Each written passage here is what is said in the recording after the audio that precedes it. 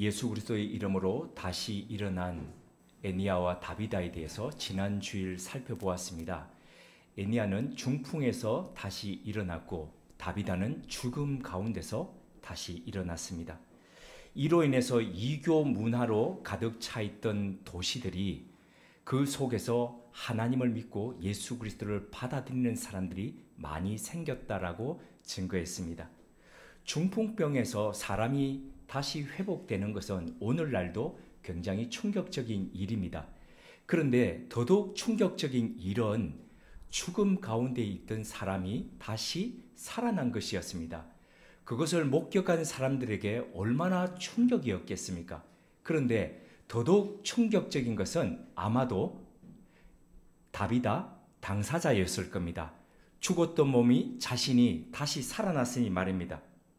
보통 죽을 병에 걸렸다가 다시 완치된 사람들은 옛날의 삶으로 되돌아가지 않습니다. 일례로 암에 걸렸다가 암이 나았던 사람들은 예전에 먹던 식습관부터 싹 다 바꿉니다. 그리고 생활습관 예전하고 완전히 다르게 삽니다. 왜 그러냐면 그 암이라는 질병이 본인에게 너무나도 충격적이었던 질병이기 때문입니다. 자, 그렇다면 다비다는 어떠했을까요? 죽기 전에 구제와 선행의 삶을 엄청 열심히 살았습니다. 그러다가 그렇게 열심히 선행을 하면서 구제하면서 살았는데 갑자기 죽음에 이르게 되었습니다. 그리고 다시 살았습니다. 어떤 삶을 살까요? 이렇게 생각할 수 있을까요? 야, 내가 열심히 그렇게 선하게 살아봤자 별 소용없네. 어차피 죽네. 그러니까 이제 앞으로는 나와 내 개인적인 것을 위해서 열심히 즐기면서 살아야지. 이렇게 생각했을까요? 아니면 그렇구나. 하나님께서 내가 살았던 그 삶을 주목하고 보셨구나. 그래서 나를 다시 죽음에서부터 건져 올리셨구나. 이렇게 생각하면서 더더욱 구제와 선행의 삶을 살아갔을까요? 아마도 후자이지 않겠습니까? 자, 그렇다면 주님의 이름으로 다비다를 살린 베드로는 그 이후에 어떠했을지 보면 다비다가 살아난 그 도시 욥바에서 며칠을 더 머물렀다라고 합니다. 이럴 경우에 은인이죠. 다비다에게 은인입니다. 그러면 욥바에 머무는 동안 누구의 서포트를 받으면서 욥바에 있어야 할까요? 누굴까요? 당연히 다비다와 다비다 집안이죠. 사람 살려냈으니까 딴 데 가지 마시고 우리 집에서 우리와 함께 지내십시오 하면서 얼마나 극진한 대접을 하겠습니까? 그런데 오늘 사도행전 9장의 마지막 절인 43절은 담담하게 이렇게 진술하고 있습니다. 베드로가 욥바에 여러 날 있어 시몬이라 하는 무두장이의 집에서 머무니라. 아니, 다비다의 집이 아니라 지금 이전에 베드로의 이름과 동일한 시몬이라는 사람의 집에서 머물고 있습니다. 그런데 그 사람의 직업이 무두장이라고 이야기하고 있습니다. 무두장이는 예전에 우리나라 조선시대 때에 가죽 만드는 일을 하던 갑바치가 바로 무두장이 되겠습니다. 중세에는 4가지의 다음과 같은 과정을 거쳐서 가죽 세공하는 일들을 했다고 합니다. 첫째, 도축 직후에 털 가죽을 벗겨서 안쪽에 소금이나 모래를 묻혀서 부패를 늦추고 가죽을 단단하게 만들었다고 합니다. 두 번째로 털 가죽을 물에 적셔서 피를 닦고 부드럽게 만들고 그리고 가죽을 벗겨내면 안에 살점이 묻어 있죠. 그것이 그대로 있으면 부패하게 됩니다. 그래서 그 살점을 일일이 다 떼는 작업을 했다라고 합니다. 세 번째, 소변과 똥물에 담가 밟고 칠했다고 합니다. 소변은 묻어있는 털을 빠지게 했고 그리고 똥물은 가죽을 발효시켜서 가죽 자체를 부드럽게 만들었다고 합니다. 네 번째, 활엽수인 참나무와 밤나무의 껍질을 벗겨서 잘게 썰어가지고 그것을 불을 태워서 끓여가지고 거기에서 나오는 탄닌 성분이 가득한 물에다가 가죽을 며칠씩 몇 날 며칠씩 넣어서 농도를 높여서 가죽을 다시 부드럽게 만들었다고 합니다. 자, 이런 과정을 거쳐서 가죽 만드는 작업을 하다 보니까 무두장이의 집 주변에 늘 소변과 똥냄새와 탄닌 등으로 가득 차 있었다고 합니다. 여기에 더 심각한 것은 무두장이가 동물의 털 가죽을 늘 가까이 하게 되죠. 동물의 사체 가운데서 있으면은 도축해서 잡기도 하지만은 죽어 있는 동물을 가져와서 잡는 일도 했는데, 벗기는 일도 했는데, 그러다 보니까 죽은 동물의 몸 가운데서 이 탄저병들이 쉽게 번식해서 퍼져갔다고 합니다. 그래서 탄저병으로 무두장이들이 죽는 일이 허다했고, 그래서 이 무두장이 집 가까이는 가서는 안 된다는 것이 서양의 이야기 가운데 자주 나올 정도입니다. 본문 속 무두장이, 그러니까 베드로가 머물렀던 무두장이 집이 나중에 욥바에서 어디에 있었다라고 부가 설명이 붙여져 있습니까? 바닷가에 있었더라. 왜 그럴까요? 사람들이 살아가는 마을에서 떨어져서 그렇게 있었다. 요 이야기입니다. 자, 이토록 무두장이와 같이 산다는 것은 쉽지 않은 일이었는데 베드로는 일부러 무두장이의 집에 지금 찾아가서 그것도 여러 날을 유숙했습니다. 이게 뭘 의미할까요? 초기 교회가 신분, 직업에 대한 그릇된 사회적 인식을 넘어서서 그것을 타파하면서 모든 사람들을 형제와 자매로 교회 안에서 받아들였다는 것을 의미합니다. 나아가서 인간 속에 내재해 있는 이중성과 모순성을 극복하기 위해서 몸부림쳤다는 것을 보여줍니다. 아니, 앞부분은 이해가 되는데 뒤에 인간 속에 있는 이중성과 모순성을 극복하기 위해서 몸부림쳤다는 것은 무엇을 의미할까요?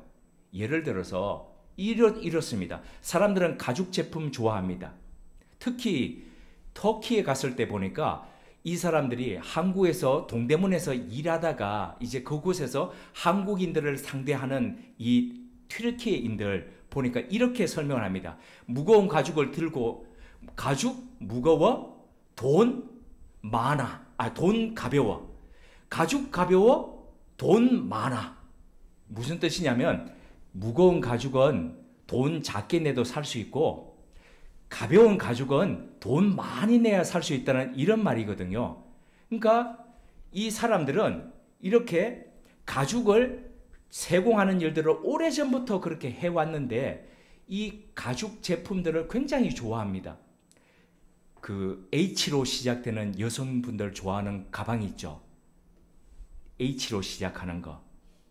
그리고 또 샤X로 되는 이런 것들 보면은 가죽 제품들이 이만한데도 눈이 동그랗게 될 정도로 그러죠. 가죽 제품 예나 지금이나 사람들 좋아합니다. 그런데도 불구하고 이 사람들은 가죽 만드는 사람들은 아주 천시했다는 겁니다. 가죽 만드는 사람들은 가까이 하지 않으려 했다는 겁니다. 얼마나 이중적입니까? 얼마나 모순됩니까? 그런데 초기 교회는 이것을 극복하기 위해서 애썼다는 겁니다.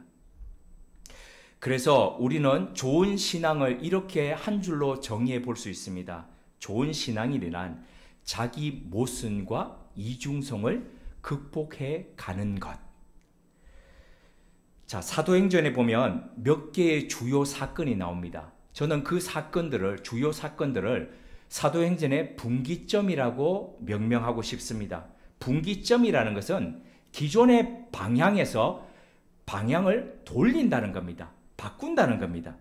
분위기를 새롭게 한다는 거죠. 이런 것을 일컬어서 바로 분기점이라고 이야기를 합니다. 대표적인 예가 사도행전 2장에 나오는 오순절 성령 강림 사건입니다. 왜 이게 분기점이 됩니까? 이를 기점으로 교회라는 것이 이 땅 가운데 생겨났습니다. 그리고 7장에 나오는 스데반의 죽음이 분기점이 됩니다. 스데반의 죽음이 왜 분기점이 되냐면 어떤 때는 5천 명이 회개하고 세례받고 어떤 때는 3천 명이 회개하고 세례받았는데 엄청나게 모여들어서 예루살렘 교회가 점점 커져갔죠. 그런데도 이 사람들은 예루살렘과 온 유대와 사마리아와 땅끝까지 이르러 내 증인이 되라는 주님의 말씀에 따라서 예루살렘을 벗어나려 하지 않았습니다. 그런데 무엇을 기점으로 벗어났습니까? 스데반의 순교입니다. 할 수 없이 벗어나게 되었다는 거죠. 분기점이 되었습니다. 그리고 그 다음에 바로 9장이 사도행전에 있어서 엄청난 분기점이 됩니다. 9장에 어떤 일이 있었습니까? 맞습니다. 사울의 회심입니다. 다마스쿠스로 가는 길 가운데서 예수 그리스도를 만나서 이 사울이라는 한 사람을 통해서 이방과 온 세계로 복음이 뻗쳐가는 바로 그 그릇이 준비되었다는 겁니다. 그리고 사도행전의 10장이 또 사도행전의 분기점이 됩니다. 왜 분기점이 될까요? 이방인에게 실제적으로 복음이 들어가서 그가 세례를 받고 그리고 유대인과 이방인으로 구분되어 있던 것들을 넘어서서 함께 한 공동체에서 하나다는 것이 바로 인정되는 사건이 바로 이 10장의 고넬료 사건이기 때문입니다. 유대인과 이방인 사이에 장벽이 허물어지게 됩니다. 자, 그러면 10장의 고넬료 사건을 좀 더 살펴보겠습니다. 고넬료 어떤 사람이었습니까? 국적이 어디입니까? 로마 사람입니다. 이 사람의 직업은요? 군인입니다. 군인인데 어디에 주둔하고 있던 군인이었냐면 가이사랴입니다. 요빠 위쪽에, 그러니까 지금의 팔레스타인의 북쪽 해안가 쪽에 있던 사람입니다. 그런데 어떤 부대라고 명명되어 있습니까? 이달리아 부대. 그런데 이 이달리아 부대는 가이사랴가 행정 수도로서 팔레스타인에 통치했는데 총독이 어디에 머물렀느냐? 바로 이 가이사랴에 머물렀습니다. 총독이 우리가 알던 총독 누굽니까? 빌라도. 근데 빌라도는 그때 예수님 십자가에 못 박을 때 어디 있었습니까? 예루살렘에 와 있었습니다.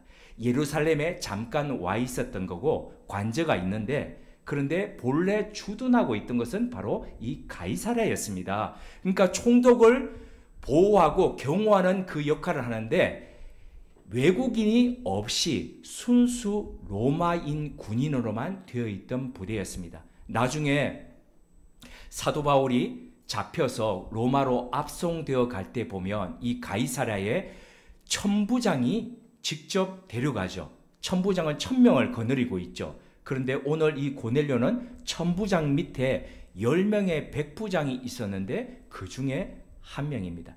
오늘날 우리의 군대 계급으로 바꾸자면 대위, 100명의 자기 부하를 가지고 있는, 그러니까 초급은 아니고요. 우린 초급 장교라 그러면 소위 중위를 얘기하는 거고 이제 막 중급으로 시작하는 직업 군인 되는 바로 그것이 바로 이 고넬료의 지금 신분의 상태였다고 할 수 있겠습니다.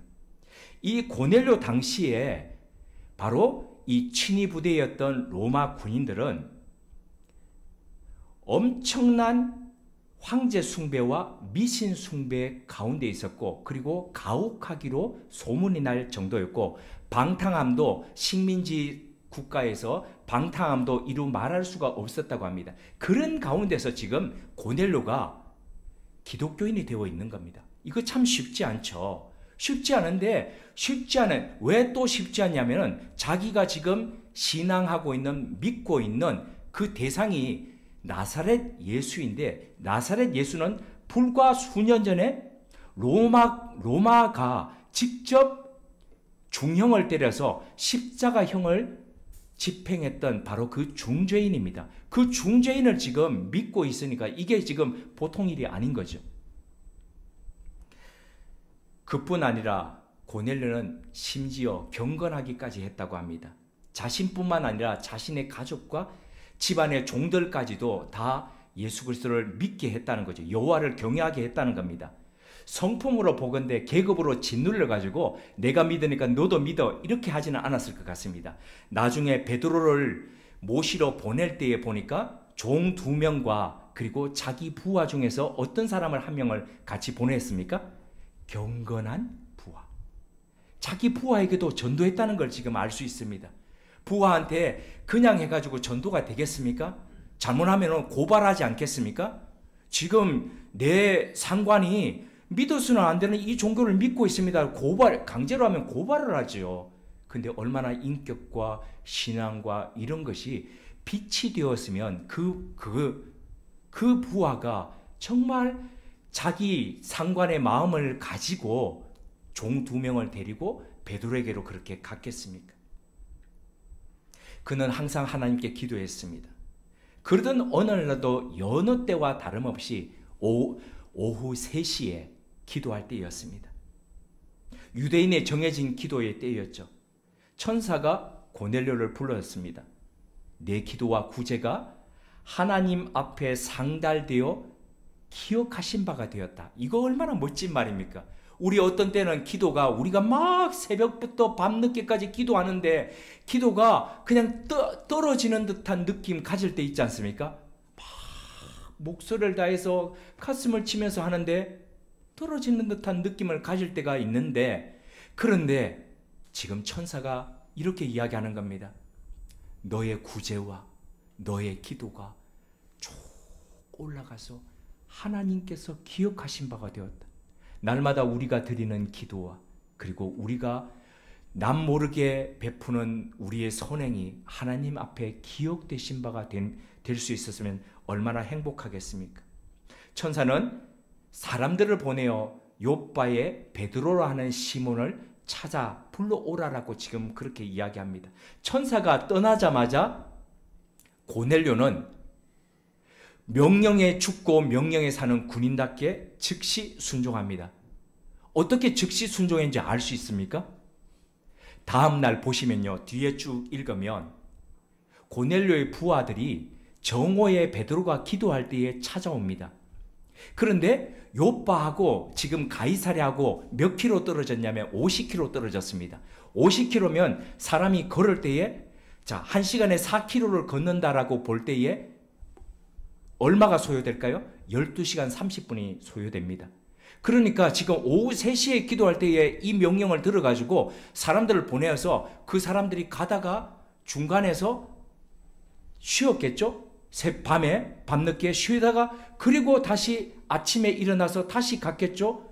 그래서 12시에 베드로가 지금 기도하는 그 기도의 장소에 도달할 수 있었다는 거죠. 자, 고넬료는 이런 사람이었다는 겁니다. 고넬료가 기도하면서 환상을 보았던 그 다음 날 베드로 또한 기도하면서 기이한 환상을 봤습니다. 유대인의 기도 시간인 제6시. 제6시라니까 유대인 기도 시간은 6자에다가 또 6을 더하면 됩니다. 그러면 정오입니다.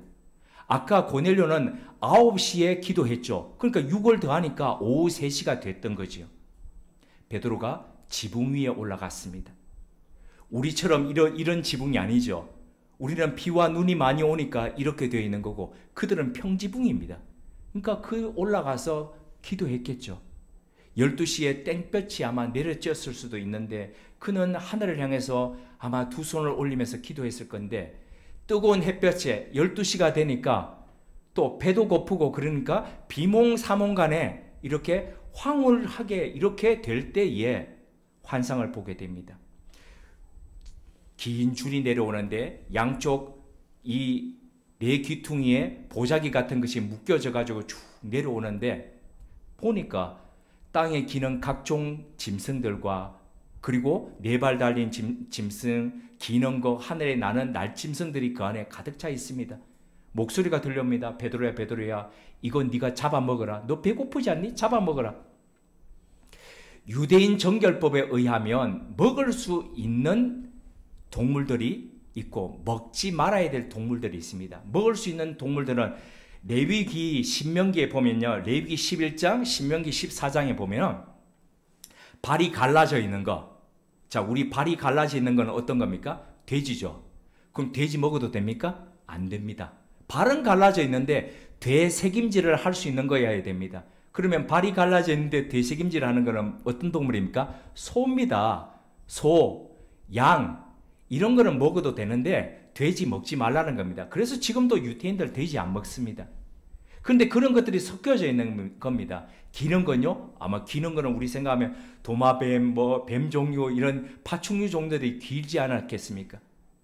날짐승들도 마찬가지입니다. 먹을 수 있는 것이 있고 맹금류는 먹지 말라라고 되어 있습니다. 섞여져 있습니다. 전통 유대 문화 속에서 자랐던 베드로니까 나 그거 먹을 수 없습니다. 나 한 번도 그런 거 먹지 않았습니다. 라고 거부하죠. 그때에 주님은 그렇게 말씀하십니다. 하나님께서 깨끗하게 하신 것을 네가 속되다 하지 마라.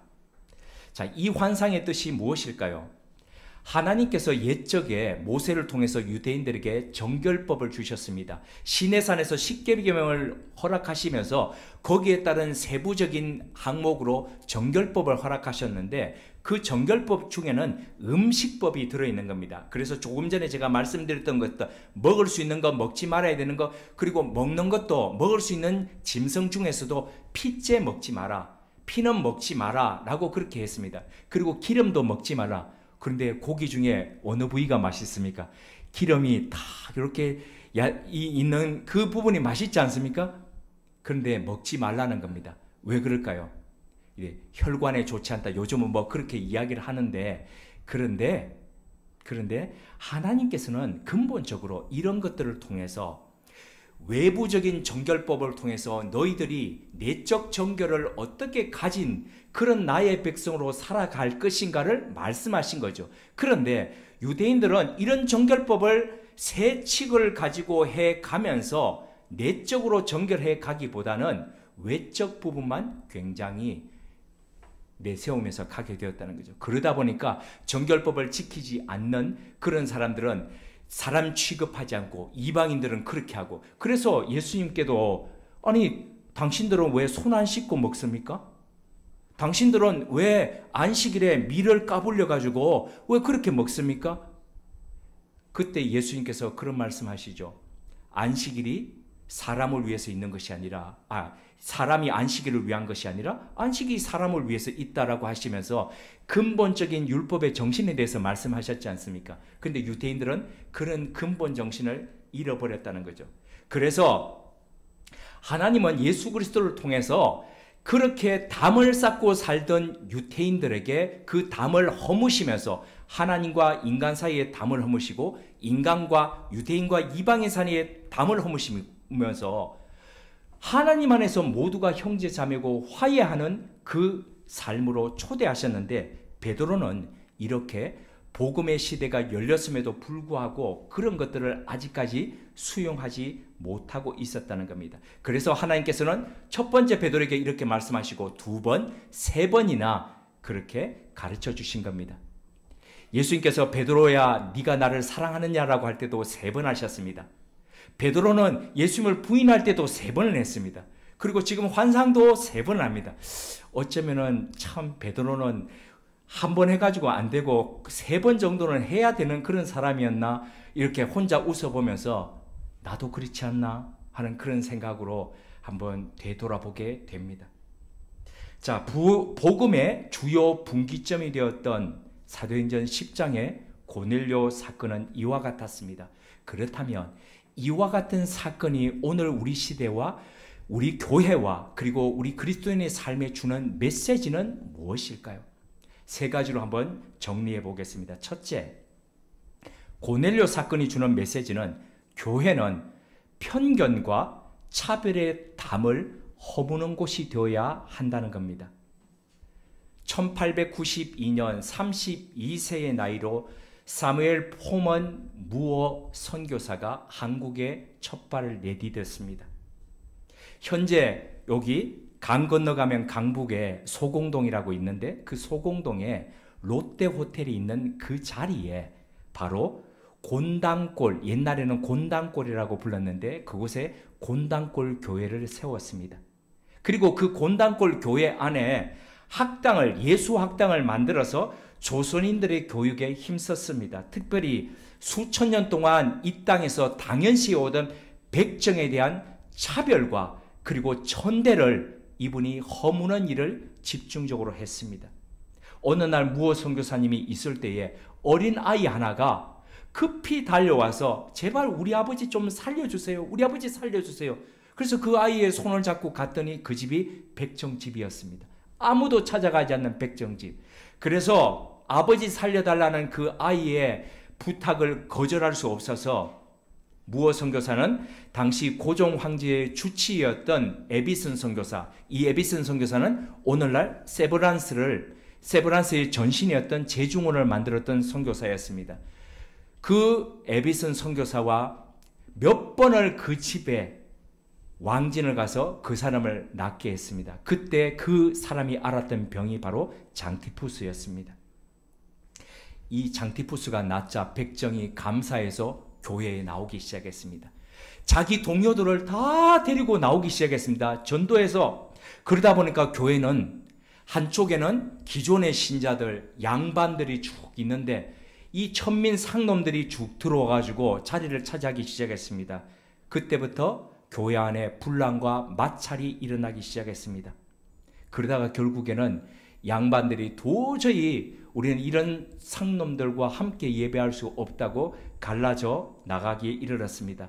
하지만 그럴 때에도 이 무어 선교사는 주님의 몸된 교회는 어떤 경우에도 차별적인 행동을 할 수 없다라고 거절했습니다. 그리고 사람들을 끝까지 계속 설득하게 이르렀고 결국 갈라졌던 교회는 다시 회복되기에 이르렀습니다. 백정 출신이었던 그때 나았던 사람이 바로 박성춘이었는데 그 교회에 장로가 되었습니다. 그리고 뒤이어서 왕족이었던 이재형이 장로가 되었습니다. 이렇게 왕족과 양반과 천민이 함께 형제와 자매가 되어서 교회를 이루은 것이 바로 이 땅의 첫 교회의 모습이었습니다. 백정 박성춘 장로의 아들이 있었습니다. 나중에 이름을 얻어서, 그 당시에는 천민은 이름이 없었죠. 여자아이가 태어나면 3월에 태어납니다. 그럼 이름을 뭐라고 지었습니까? 사월이. 네, 4월에 태어나면 사월이. 이름이 없었습니다.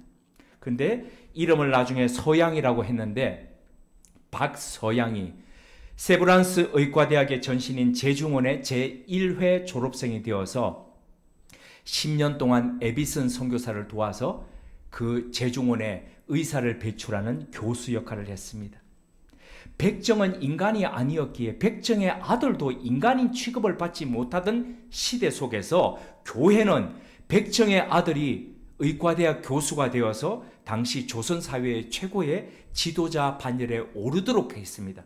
얼마나 이 사건이 그 당시 조선사회의 충격이었을지는 충분히 짐작하고도 남습니다. 무어 선교사의 묘지는 7월 27일 토요일에 우리가 방문했던 양화진 선교사 묘원의 한켠에 있습니다. 그분의 비석에는 이렇게 메시지가 새겨져 있습니다. 한국어로 번역해 드립니다. 사랑하는 기억으로 씁니다. 사무엘 무어 선교사님. 장로교 선교사 1860년 출생, 1906년 소천, 46세. 예수 그리스도의 충성된 종, 인격과 영혼이 아름다웠던 분. 한국인을 향한 조건 없는 사랑으로 복음을 전하신 그는 수많은 사람들에게 복음을 전하고 그들을 하나님 아버지의 품으로 인도하였음을 알았기에 행복하게 돌아가셨습니다. 이것은 그의 일이었고 또한 하나님의 일이었습니다. 하나님을 따라서, 그리고 우리도 그를 따라서 46세의 젊은 나이로 하나님의 부르심을 받았지만 무어 선교사는 그때까지 부르심을 받는 바로 그 순간까지 하나님의 충성된 종, 바로 충복이었습니다. 그의 묘비의 마지막 단에 새겨져 있는 그 글귀는 우리가 무어 선교사님을 칭송하는 것을 넘어서서 우리가 어떤 방향으로 가야 할지를 제시해 줍니다. 그것은 편견과 차별의 담을 넘어서는 것입니다. 하나님을 따라서, 그리고 우리도 그를 따라서. 두 번째입니다. 오늘의 이 본문의 메시지가 우리에게 주는 것은 무엇을 가졌느냐가 그것보다도 더 중요한 것은 가진 걸로 무엇을 하느냐입니다. 다비다는 선행과 구제의 진심이었습니다. 다비다 못지않게 고넬료도 그러했습니다. 고넬료의 삶을 사도행전은 경건과 구제라는 두 단어로 요약하고 있습니다. 그러고 보면 초대교회에, 이 초기 교회에 믿는 사람들은 하나같이 신앙과 그의 삶, 구제, 이게 따로 구분되지 않았습니다. 하나였습니다. 신앙적인 행위 안에 함께 살아가는 것, 함께 해가는 것이 그리스도인의 삶이었습니다. 그리스도다움이었습니다. 그래서 야고보 사도도 그의 서신서 가운데서 참된 경건에 대해서 이렇게 설명했지 않습니까? 하나님 아버지 앞에서 하나님 아버지 앞에서 정결하고 더러움이 없는 경건은 곧 고아와 과부를 그 환난 중에 돌보고 또 자기를 지켜 새 속에 물들지 아니하는 그것이니라. 저는 다비다가 욥바에서 내노라 하는 갑부가 아니었다고 확신합니다. 물론 건물주도 아니었을 겁니다. 고넬료 또한 그의 아버지가 땅 부자거나 아니면 엄청난 재산을 물려준 재벌 2세가 아니었을 겁니다. 로마 치하에서 여성이 돈을 가졌으면 얼마나 많이 가졌겠습니까? 로마 군대에서 중간 계급되는 장교가 가지고 있었으면 얼마나 있었겠습니까? 분명 그들은 없는 가운데서 자기가 할 수 있는 한 최선을 다해서 부족하면 부족한 대로 그렇게 나누면서 살았을 겁니다. 오병이어 기적의 발단만 봐도 알지 않습니까? 5,000명을 먹이고도 12광주리가 남았던 것의 시발점이 무엇이었습니까? 어린아이였습니다. 그 어린아이가 갖고 왔던, 먹지 못하고 가지고 있었던 조그만한 보리빵 5조각과 그리고 작은 물고기 2마리였습니다. 그것을 내어놓았을 때에 오병이의 그 기적이 일어났습니다. 중요한 것은 무엇을 가졌느냐 보다도 가진 걸로 무엇을 하느냐입니다.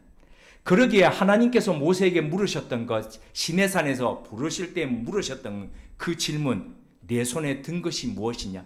모세의 손에 든 것이 무엇입니까? 지팡이입니다. 지팡이 보라는 이야기가 아닙니다. 그 지팡이를 가지고 무슨 일이든지 하실 그 하나님을 바라보고 하나님을 의지하라는 말입니다. 우리는 자꾸 우리 손에 무엇을 가졌느냐, 우리가 얼마나 가졌느냐에 집중합니다.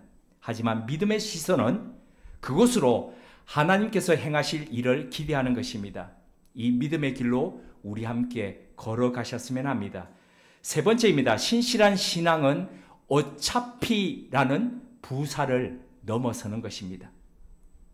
로마 백부장 고넬료는 시절을 탓하거나 제도를 핑계대지 않았습니다. 비록 점령 국가의 장교로 있었지만 그리스도인으로서 그가 할 수 있는 최선을 다해서 경건과 구제의 삶을 살았습니다. 어느 정도로까지요? 하나님께서 주목해서 보실 정도로까지요.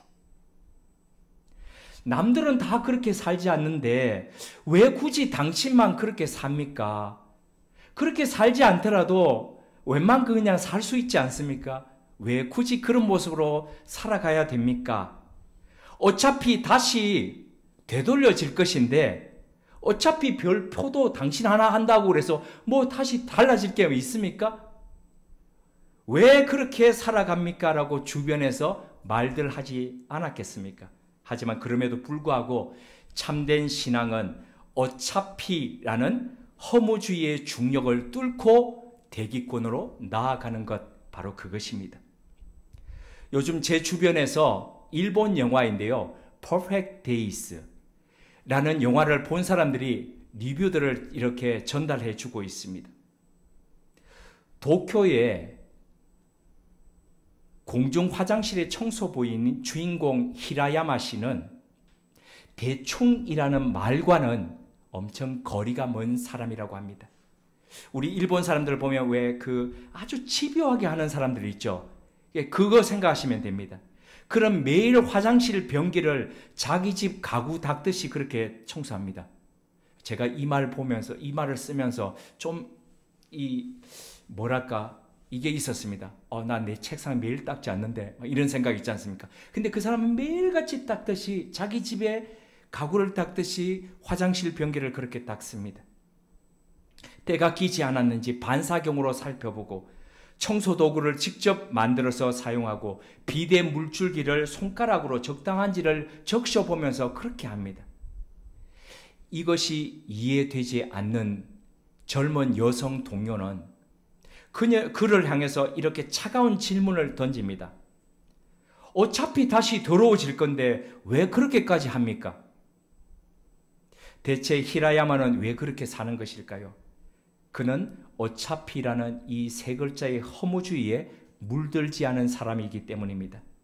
허무주의에 물들지 않았기에 매일 아침 같은 시간에 일어나서 같은 시간에, 그리고 저녁에 잠들 때까지 스탠드 불빛에서 책을 읽다가 잠자리에 들기까지 모든 순간순간 그는 정성을 다합니다. 먹고 마시는 일까지 자신의 일상의 정성이다 보니까 남의 일상 가운데 하나인 그 화장실까지도 그런 정성을 다해서 가꾸었던 겁니다. 어차피 더러워진다고요? 단언컨대 그의 삶에 어차피라는 허무주의는 설 자리가 없어 보입니다. 어차피라는 이 세 글자의 허무주의에 빠지면 모든 인생사가 속수무책이 됩니다. 비록 좀 있다가 금방 더러워진다 하더라도 한순간의 깨끗함이 얼마나 귀중하고 한순간의 일렁임이 얼마나 대단한지를 우리는 잊지 말아야 합니다. 그래야 삶의 완성도가 점점 나아갑니다. 구두를 닦을 때도 어차피 더러워질 건데, 아니요, 그렇더라도 닦는 거죠. 완성도를 결정하는 것은 주어진 삶이 아니라 삶을 살아가는 자세이죠. 때가 끼면 다시 닦아내고, 그래서 그러면서 다시 더러워지더라도 그 빈 공간을 의미로 채워가는 겁니다. 포기하고 꺾이지 않는 한 우리는 예전의 우리로 결코 되돌아가지 않을 것입니다. 그렇게 하루 또 하루 우리의 해상도를 높여갈 때 그 자체가 모여져서 perfect days, 완벽한 나날이 우리 앞에 서게 될 것입니다. 비록 요즘의 교회가 어떻고 목사가 어떻고 정치가 어떻고 하더라도 우리는 우리에게 주어진 길을 충실하게 걸어가면 됩니다. 더러워지면 또 닦고, 어지러워지면 또 정리하면서 가면 됩니다. 넘어지면 또 일어나서 툭툭 털고 가고, 그리고 넘어지려면 또 십자가를 붙들고 주님 의지하면서 걸어가면 됩니다. 이것이 바로 perfect days, 그리스도 안에서 승리하는 삶의 비결입니다. 함께 기도드리겠습니다. 하나님, 편견과 차별의 높은 벽을 세우는 삶이 아니라 담을 허무는 화평의 도구로 살기를 원합니다. 무엇을 가졌느냐 보다도 갖고 있는 것을 어떻게 사용하는지를 주님께서 보심을 기억하며 살길 원합니다. 그리하여 하나님의 능력이 우리 손안에 든 것으로 일어나는 것을 목도하는 증인들 되게 하옵소서. 세상이 조금 나아지는 듯 하다가 되돌아가기 일쑤입니다. 이렇게 한들, 애써 산들 그게 다 무슨 소용인가라는 무력감에 빠지게 만듭니다.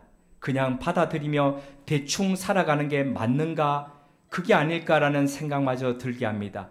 하지만 그럴지라도 어차피라는 허무주의에 잠식되지 않도록 우리를 깨워 주옵소서. 때가 타면 다시 닦아내면 되고 빈 구석이 있으면 의미로 채우게 하옵소서. 포기하고 꺾이지 않는 그 마음으로 예전의 우리로 되돌아가지 않게 하옵소서. 그렇게 하루하루의 해상도를 높여감으로 우리 인생이 하나님 앞에서 perfect days, 완벽한 나날 되게 하옵소서. 예수님의 이름으로 기도드립니다. 아멘.